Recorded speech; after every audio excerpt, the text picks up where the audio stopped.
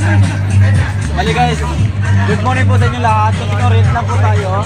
Bali, kami po magiging tour guide. Ako po si Jan Torres, kailangan po sa Kuya Model. Simula po rito sa Peter Port, sasakay po tayo ng bangka, magkukusyon po tayo ng 25 to 20 minutes. Ando na po tayo sa pinaka-white beach. Then ngayon po sa bangka, ay pinaka-inasa po kami doon na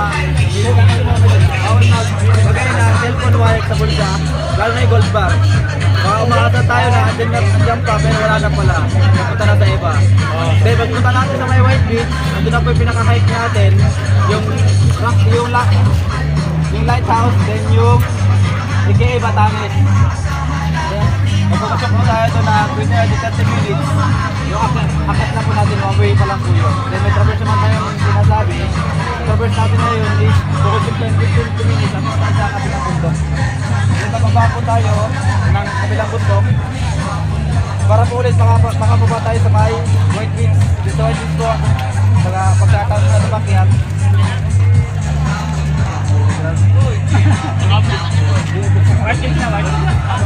Kasi pag-carry po natin galing sa taas, hindi po natin sa taas, bababa po tayo sa kadisip natin. Then pag-carry po natin doon, magpapay na po kayo mga 15 minutes.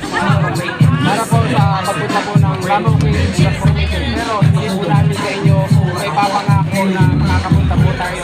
Kasi depende po, ano po sa video. Kasi po oras lang po siya, magpagabi po. Sabi po ng pagkero, nung marera po na hindi po tayo pupunta, upo tayo. Pero pagka hindi po, nag-i-split po yung kaya. Kapag po tayo dito, nag-i-split po yung tanawan po. Tanawan po nyo, kung pagod na po kayo, may dalawang option po. Pwede po kayo mag-tricycle. Sa tricycle po, active period. Dahil sa lalaki, pwede pa usapan. Kailangan sabihin, pag-transfer ko ng tricycle kung paano pwede manilo. Apo, yes po. Panawan po, doon pa po yung Bandawan.